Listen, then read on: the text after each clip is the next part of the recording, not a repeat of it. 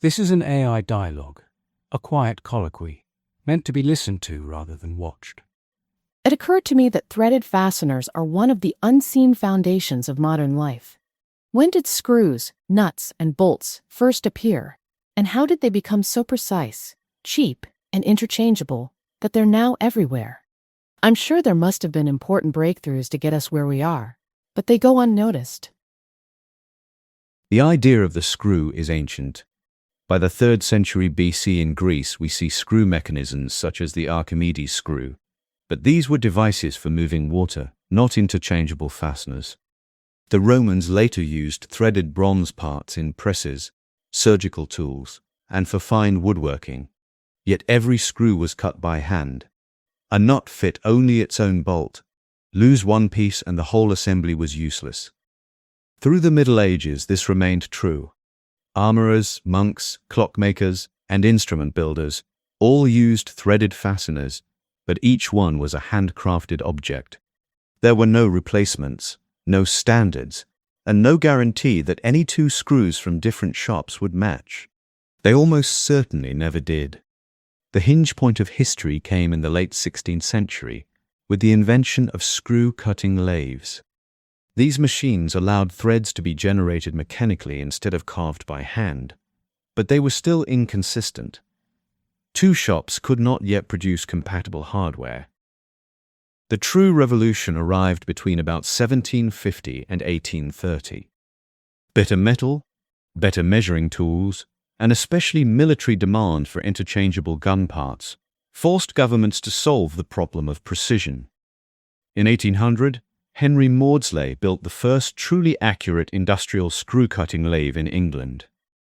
This made thread pitch something that could be defined numerically instead of guessed. In the 1840s, Joseph Whitworth proposed the first national thread standard in Britain. For the first time, a nut made in one factory would fit a bolt from another. The United States followed with its own system in the 1860s, and eventually international standards emerged. Once automatic screw machines, cold heading, and thread rolling appeared, fasteners stopped being cut and began to be formed in huge volumes. They became stronger, cheaper, and astonishingly consistent. At that point, screws ceased to be objects and became infrastructure. The bolt is not just a part. It is the physical grammar of the modern world, the quiet miracle that allows machines, buildings, and tools to be assembled, disassembled, repaired, and improved by anyone, anywhere. You mentioned the name Whitworth. That seems familiar to me. Is there something called Whitworth threads? Tell me about them. Yes, Whitworth threads are very real, and they trace directly to one remarkable man, Joseph Whitworth. If his name feels familiar, it's because modern engineering precision quietly rests on his work. What follows is not just about threads, but about how order entered the industrial world. In the early 1800s, Britain was already industrial, but mechanically chaotic. Every workshop cut its own screw threads. Bolts from one factory would not fit another. Repairs were slow, custom, and unreliable. Precision existed only in isolated pockets. Industry lacked something we now take for granted: interchangeability. Whitworth saw this not as a nuisance, but as a civilizational flaw. Whitworth introduced the first widely adopted screw thread standard in the world in 1841, now called the BSW, British Standard Whitworth. Key features included a 55-degree thread angle, which was quite distinctive at the time, rounded crests and roots on the threads making them stronger, with less stress concentration. There was also a fixed relationship between bolt diameter and the number of threads per inch. For the first time in history, a bolt made in Manchester would fit a nut made in Birmingham. Machines could be repaired without custom fitting. Parts became widely replaceable. This was revolutionary. All this matters far beyond nuts and bolts, because threaded fasteners are everywhere. Machines, engines, vehicles, railways, ships, bridges, weapons, and just about everything else in modern life. Standard threads meant faster manufacturing, safer machines, scalable industry, reliable maintenance. It's not an exaggeration to say that standardized threads were the foundation of the emerging modern world, and still are. But Whitworth's deeper contribution wasn't just threaded fasteners. Threads were just the visible fruit. Whitworth's true obsession was precision itself. He believed something radical for his time. Accurate measurement is the foundation of all engineering. He didn't just say this, he proved it.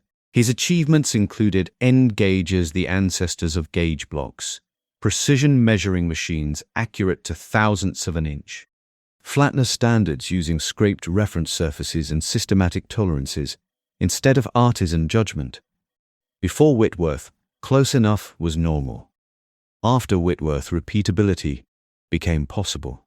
Modern machining, CNC, metrology, quality control, all descend from this shift. Whitworth didn't think like a tinkerer. He thought like a moral philosopher of order. He believed precision was not luxury. Accuracy was not pedantry. Standardization was not conformity. But rather, precision was a form of honesty. A bolt should be what it claims to be. A measurement should mean exactly the same thing everywhere. This is deeply aligned with the Christian natural law worldview, still lingering in Victorian Britain. Truth exists, order exists, and we are obliged to conform to it. Born in 1803 in Stockport, England, Whitworth apprenticed as a mechanic and became Britain's leading precision engineer. He founded works in Manchester, he was knighted, and lived until 1887. He also funded engineering education, supported scientific research, and donated heavily to public institutions. He wasn't flashy, he was foundational. Even if you've never tightened a Whitworth thread, British motorcycles used them. Old machinery still uses them. The idea of standard threads became universal, and metric and unified threads exist today because Whitworth proved it could be done. He didn't win because his thread was best. He won because he insisted on order where chaos had been tolerated. Joseph Whitworth didn't just standardize threaded fasteners. He helped teach civilization that reality has tolerances, and respecting them changes everything. In fact, close tolerances on many things is the reason why we can drive on the road, fly through the sky, and visit the hardware store for some quarter 20 bolts that cost almost nothing.